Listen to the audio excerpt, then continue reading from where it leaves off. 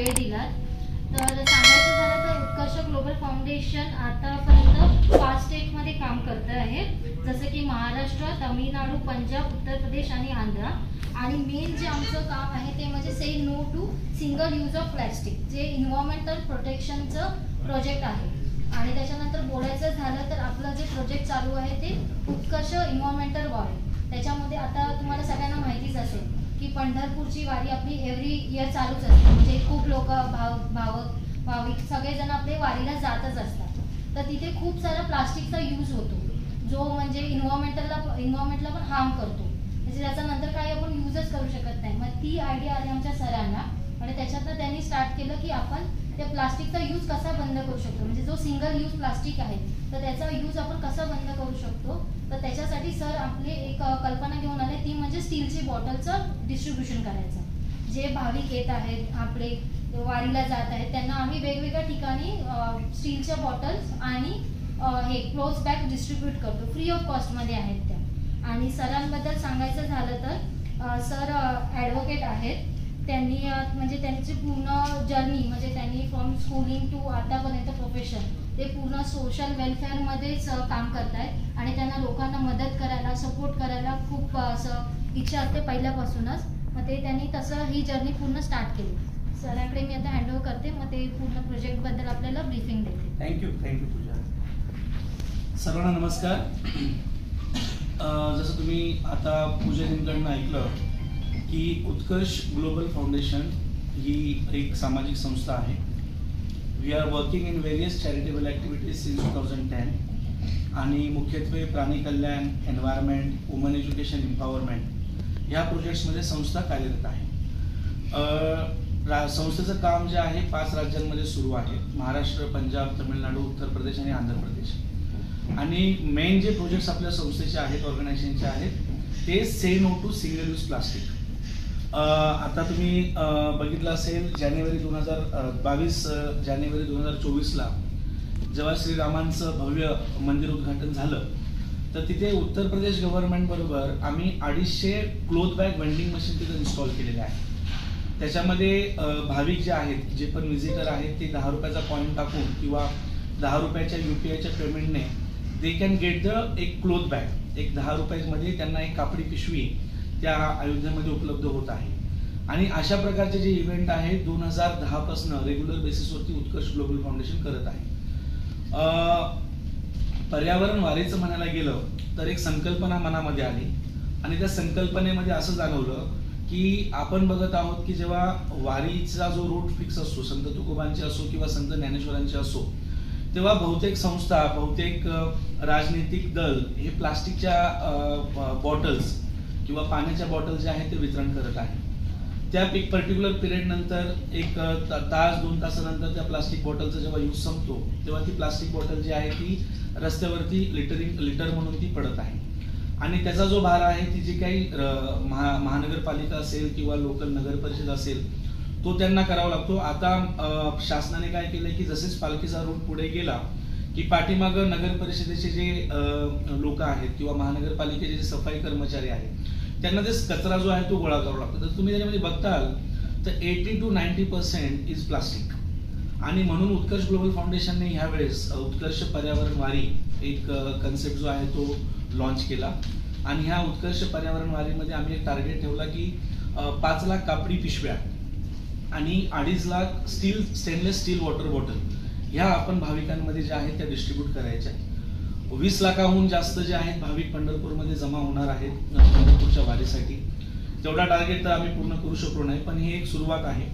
Hopefully जे आहे पुढच्या वर्षी आम्ही कदाचित हा जो टार्गेट आहे तो मोठा इन्क्रीज करू.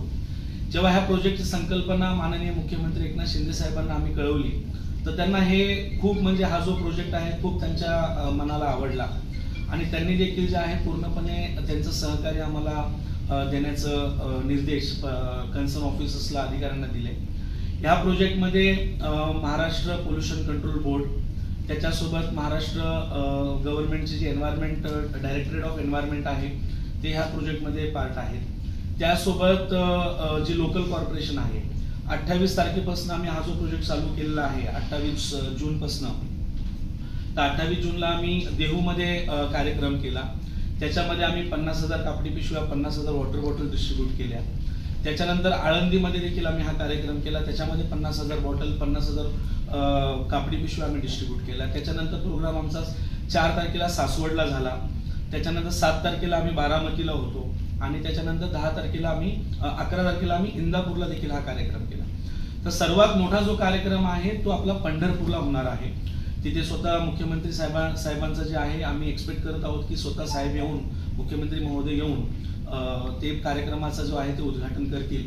आणि जो कार्यक्रम पंढरपूरमध्ये होणार आहे त्याच्यामध्ये 2.5 लाख कापडी पिशव्या आणि 1 लाख स्टेनलेस स्टील वॉटर बॉटलचं डिस्ट्रीब्युशन आम्ही करणार आहोत. ह्या प्रोजेक्टमध्ये ॲज यू कॅन अंडरस्टँड की ह्या प्रोजेक्टमध्ये मोठ्या फंड्सची आणि मोबिलायझेशनची गरज होती.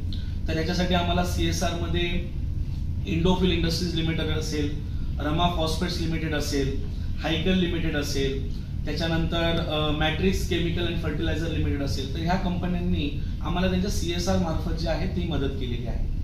त्याच्यासोबत काही इंडिव्हिज्युअल डोनर होते की त्यांना जे आहे पर्यावरणासाठी किंवा वारीसाठी त्यांना काहीतरी देणगी करायची होती. तर एक जी आहे जी कापडी पिशवी किंवा कोणी इंडिव्हिज्युअल डोनर वैयक्तिक डोनेशन पण जे आहेत आम्हाला या प्रोजेक्टसाठी मिळाले. तर अशा प्रकारे हा जो प्रोजेक्ट आहे आतापर्यंत त्याचा अपडेट मी तुम्हाला दिला. आणि ह्याच्या पुढे जे आहे 17 तारखेला जो सगळ्यात मोठा कार्यक्रम जो होणार आहे तो आपला पंढरपूरला होणार आहे. आणि त्या पंढरपूरमध्ये जे आहे फक्त, आणि महत्वाचं म्हणजे ह्या प्रोजेक्टच्या पाठीमागे आमचा उद्देश फक्त मोफत कापडी पिशव्या किंवा मोफत वॉटर बॉटल डिस्ट्रीब्युशन करणे नव्हे.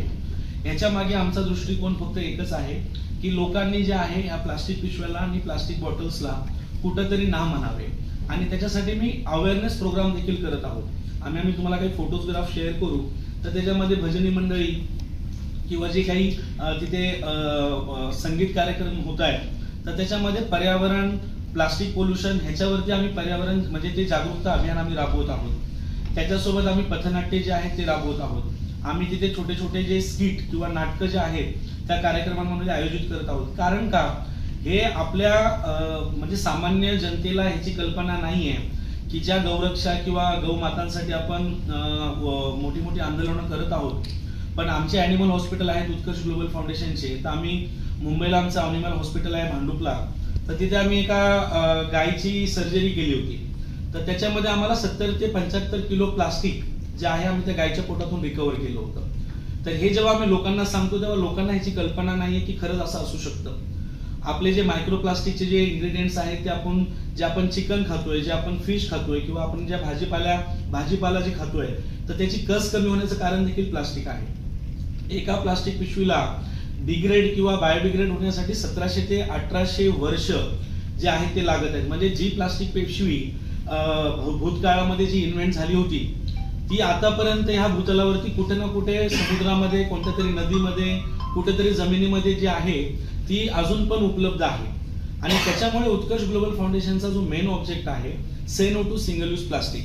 आम्ही पूर्ण प्लास्टिकला जे आहे आमचा नकार नाही आहे. कारण की आपण जर पूर्ण प्लास्टिकलाच नकार केला तर जगणं आहे ते मुश्किल होऊन जाईल. कारण की आपल्या हातामध्ये जे गॅजेट्स आहेत, आपल्या घरांमध्ये जे काही फिक्चर्स आहेत, फर्निचर्स आहेत, त्यामध्ये मोठं प्रमाण जे आहे ते प्लास्टिकचं असू शकतं. पण उत्कर्ष ग्लोबल फाउंडेशनचं एकच म्हणणं आहे की सिंगल यूज प्लास्टिक. आणि त्याच्यासाठी आम्ही काय करत आहोत की लोकांमध्ये अवेअरनेस, लोकांमध्ये जे आहे आम्ही मोठे मोठे स्टॉल जे आहेत रेसिडेन्शियल सोसायटीजमध्ये लावत आहोत. त्याच्यामध्ये लोकांना हे कळवत आहोत की तुमच्या घरामधले जे फाटके तुटके जे कपडे आहेत, जुने कपडे आहेत जे तुम्ही वापरत नाही ते तुम्ही आमच्याकडे घेऊन या, आम्ही तुम्हाला कापडी पिशवी जी आहे ती शिवून देऊ. म्हणजे त्याच्यामुळे काय होईल की 1000 प्लास्टिक पिशव्या is equal to 1 cloth bag. जर प्रत्येकाने जर ह्या विषयावरती थोडं लक्ष घालून जर काम केलं तरी देखील जे आहे आपण एक पर्यावरण पूरक किंवा जे WHO किंवा वर्ल्ड WNO चे जे काही रूल्स रेग्युलेशन किंवा एमिशन्सला घेऊन जे काही रूल्स रेग्युलेशन्स आपण फ्रेम केलेले आहेत. केंद्र सरकारतर्फे लाईफ करून एक प्रोजेक्ट चालू केलेला आहे. त्याच्यामध्ये पर्यावरणावरती आदरणीय पंतप्रधानांनी जो आहे तो जोर दिलेला आहे. तर हा जो आहे हे फक्त एका उत्कर्ष ग्लोबल फाउंडेशन किंवा आमच्यासारख्या कोणत्या एका संस्थेचं काम नसावं. जोपर्यंत लोकांनी जे आहे लोकसहभाग ह्या मोहिमेमध्ये होणार नाही तोपर्यंत आपण प्लास्टिकला किंवा सिंगल यूज प्लास्टिकला जो आहे तो आळा घालू शकणार नाही. आणि त्याचाच हा उपक्रम म्हणजे उत्कर्ष पर्यावरण वारी. आणि खूप छान आम्हाला सहकार्य महाराष्ट्र शासनाकडनं, आदरणीय मुख्यमंत्री महोदय एकनाथ शिंदे साहेबांकडनं, त्यासोबत जे पण लोकल गव्हर्नमेंट्स आहेत, लोकल नगर परिषद आहेत, महानगरपालिका आहेत, मुख्यत्वे जे आहे पंढरपूर नगर परिषद, कारण की त्यांनी जी आम्हाला कार्यक्रमाची जागा दिली आहे ती खूप छान जागा आम्हाला उपलब्ध करून दिली आहे, तर त्यांचं सहकार्य आम्हाला भेटत आहे. आणि अशा प्रकारे हा उत्कर्ष पर्यावरण वारीचा जो पहिला वर्ष 2024 याची आज म्हणजे आज आपण याची डिटेल्स तुम्हाला आम्ही शेअर करत आहोत. आणि 17 जुलै 2024ला ह्याचा जो सांगता निरोप समारंभ किंवा सांगता जो असेल त्याचा कार्यक्रम आम्ही 17 जुलैला सकाळी 7 वाजल्यापासून आयोजित केलेला आहे. नवनवीन बातम्या बघण्यासाठी आमच्या चॅनलला सबस्क्राईब करायला विसरू नका.